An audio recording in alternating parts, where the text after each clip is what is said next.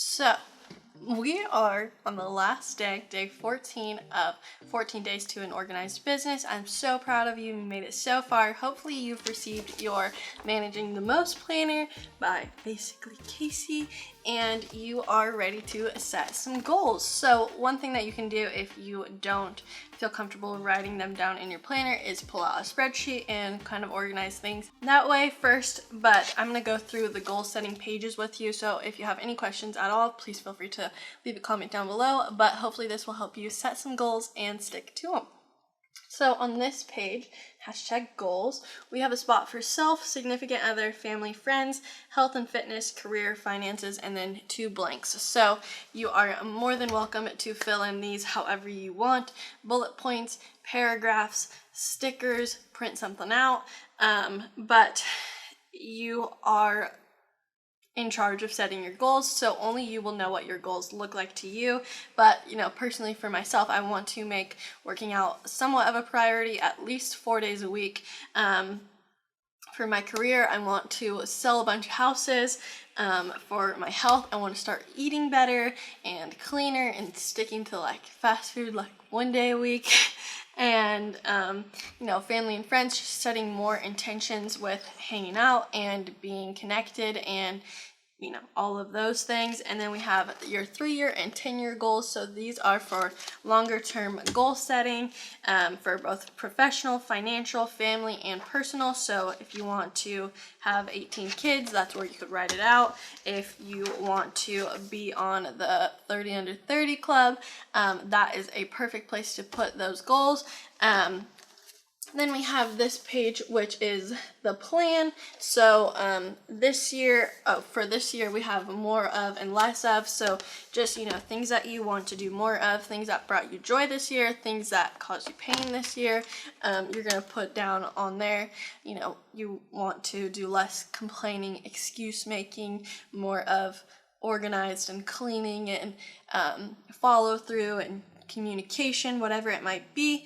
And then for the plan, we have a new skill I'd like to learn, some books I'd like to read, a bad habit I'm gonna break, places I'd like to visit, a good habit I will develop, and something you're gonna make more time for. So, and then there's 2 blank spots for you to fill in.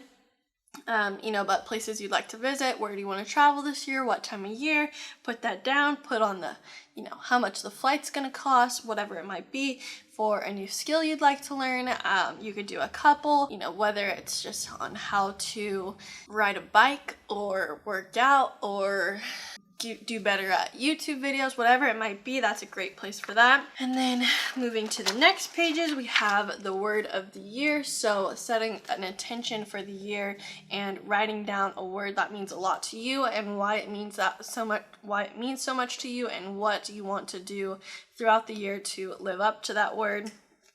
And then we have a note to your future self, which I love reading mine from last year, which is the first time I did that. And it just makes me so happy to look back on how far I've come from last year and things that have changed.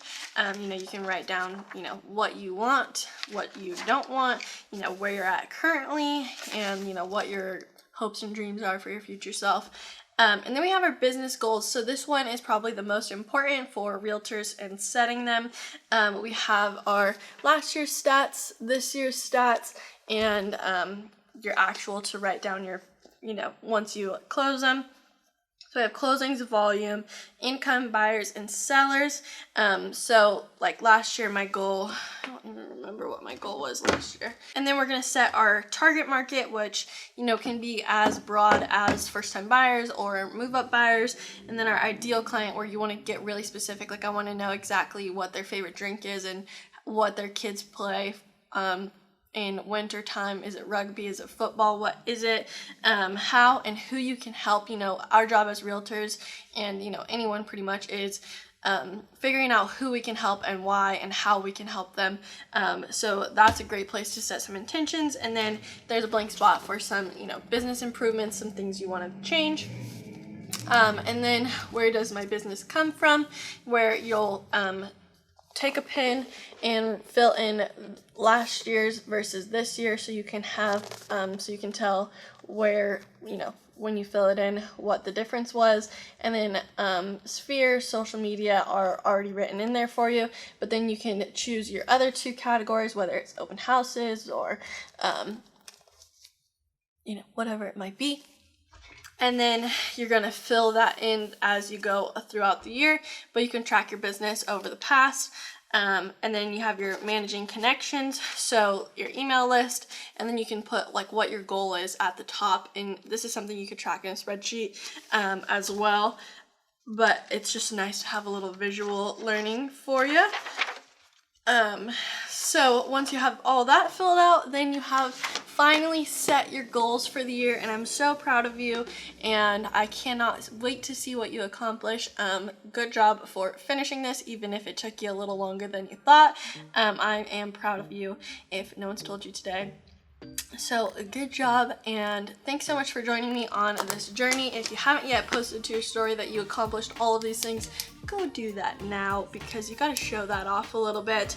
And if you have any questions, feel free to post in the Planning for Realtors group and reach out to me. I'd be more than happy to help you through this process. Thanks so much for watching, and if you haven't yet, go get yourself a planner. All right. Peace out, Girl Scouts.